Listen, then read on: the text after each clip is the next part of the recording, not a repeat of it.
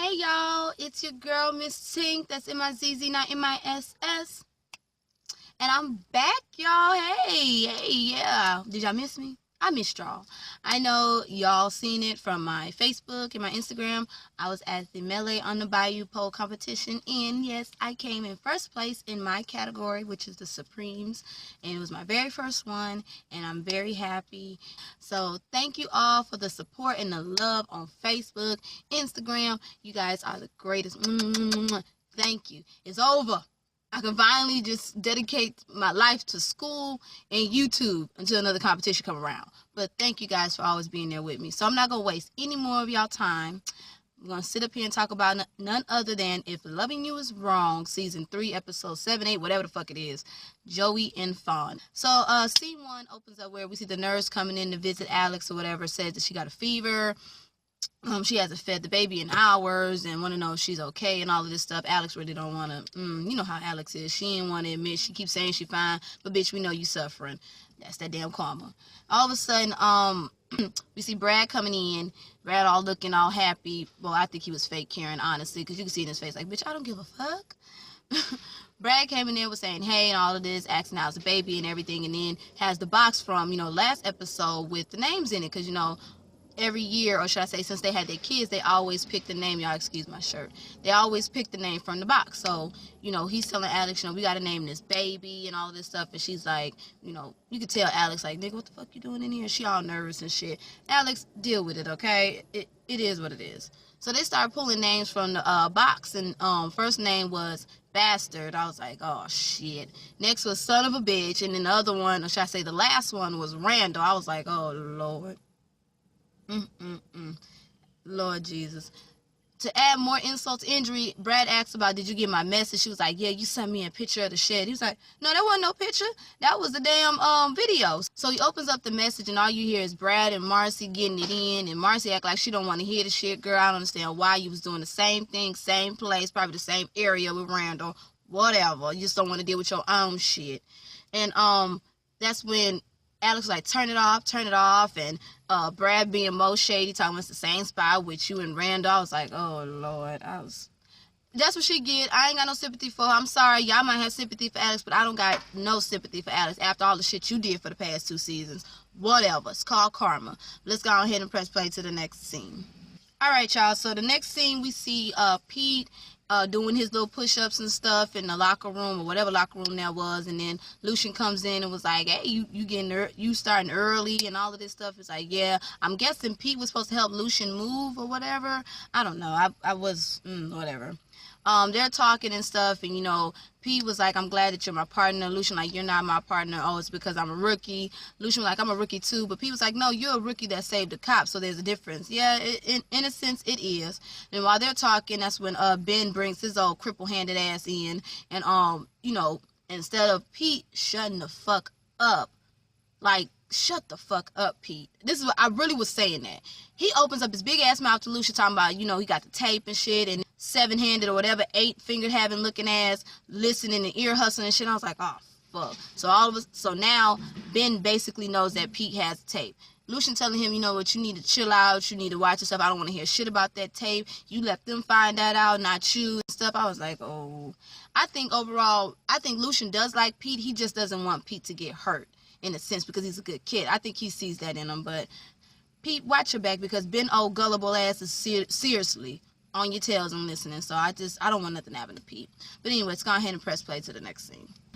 Alright, so the next scene we see Julius and Tom or whatever, and shout out to Random TV Reviews for pointing that shit out, because after I watched their video and I listened to it, Tyler, now you could have had some more realistic gunshots. I'm just saying, damn, the damn Holocaust movie, Schindler's List, had more realistic gunshots than your ass, and you trying to replay one of them scenes, and you know how black people are. We do walk on the grass. I do it too, I know. Hell, we all do it. But come on, Tyler, you could have had some more realistic ass gunshots than them, okay? I'm just saying. So, Tom walking, and they're talking and stuff, and Twan think that Eddie is dead. Julius already knows that Eddie is not dead, and I don't understand why Twan was lying. Eddie ain't dead neither. So that's when they arguing back and forth and shit. He said, as long as Eddie alive, nigga, you're not alive. And then Twan was like, well, have I ever skimmed you? Have I ever came up late, came up short? No. So Julius finds it in his little whatever small ass heart to give him another chance and say, you know, first Twan was like, I'll give you 12,000. Julius was like, no, it's 150 grand. And Twan was like, what? Yeah, it's that much. You should have killed Eddie. And I like how Julius was like, nigga, you don't shoot up no whole damn restaurant for one nigga. What the fuck is wrong with you? Yeah, you don't. And then that's when Twan was like, you know what, all right, fine, just give me a week. Julius like, you got a week, go ahead. And as soon as Twan leave, we see this old fake ass gunshot again. Like, okay, Tyler, okay. Love the show, but really? Anyway, it's gonna press play to the next scene.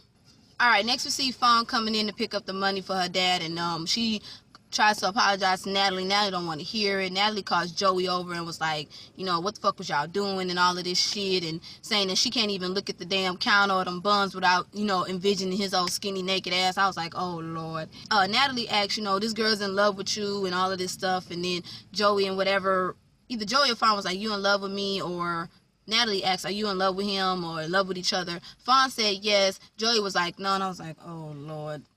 Classic case. And then Faun tried to backtrack, girl, you know you love that nigga. You know you love that light bright nigga. Go on, girl, stop playing, girl. And then Natalie spit some real truth and said, you know what, I didn't know his daddy like that, but I was in love with him, and now I got my son. I was like, yeah, that's true. Just because you don't know a person don't mean nothing. You know how young love is. It is what it is. And so that's when Natalie excuses Faun because, you know, Faun wanted to go because she was embarrassed. She said, Joey was like, I'll call you later. She was like, yeah. And then that's when Natalie said, you got a lot to learn about women. That is very true. Just because you only talk to her twice don't mean shit. The girl love you. You do, Joey. Before Faun even left, Natalie brought up the morning after pill, and I'm like, it ain't the morning no more. It's kind of too late.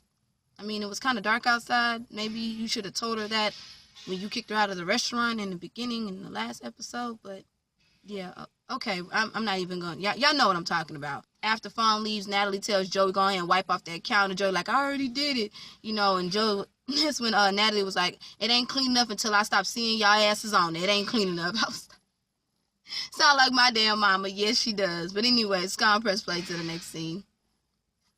Next, we get to my favorite part. Oh my God, Tyler, you did that shit with this part. Thank you for putting this shit in. I was so waiting for this. Randall comes home. Apparently, he went to the office. Nigga, I thought you worked at home. But yeah, he's been avoiding his mama because he knows his mama's finna tell his ass the truth. Comes home, mama was like, oh, you home early? You been avoiding me? He was like, no. He said, well, good, now we can talk. So, of course, Randall comes down because that's his spouse step. But Mr. Wee's gonna talk about, do you remember Hazel? He was like, yeah. Hazel and Louise was friends. Come to find out, Hazel was fucking his dad and was the reason that they almost didn't make it. And he was like, oh yeah, you was devastated and stuff. She's like, really? And he gonna talk about, I'm sorry. Oh, really, you sorry? Well, then now you know how Marcy's feeling. And I was like, thank you. Breed his motherfucking ass for filth. The fact that Randall sit up here and talk about, so because I did this, it's okay for her. I was like, get his ass. She said, if you say one more word, I will slap the taste of that whore's name out your mouth. I think she said it like that. I was like, yes, get in his ass, girl. They're gonna sit up here and say, oh, because you mad, you disgusted and all this stuff. Well, good, because I'm disgusted in you, and you mad because you planted an apple tree and apples start to grow on it. And he was like, what does that mean? You reap what you sow. I was like, yes, mama. Yes, mama. Get please. And the whole time Marcy is listening to this. Thank you. So then that's when Randall was like, oh, so you trying to justify it? She was like, no. I just wish I had the guts to do what Marcy did. Meaning, like, fuck in your father's face and throw his nose all up in the shit so he could see what he did to me. Thank you. I understand two wrongs don't make a right, but damn it, some damn karma on that ass feels really good. Yes, it does. I ain't condoning it, but karma is a bitch. It's a bitch in high heels. Yes, it is. After they got done, she was like, oh, okay, well, you need to fix it. Do what you got to do. And now you can go back to avoiding me. And while he going upstairs, he was like, how long you will be with us? She was like, as long as I damn well please. I know that's right, mama. You don't, what the nigga, please. You gonna sit up in this bed that you created, lay up all up in this shit. Oh, I loved it. And then the fact that he gave Marcy the look of death, like, no, Marcy, you didn't give him the right look. I'd have been like, yeah, bitch, I'm looking.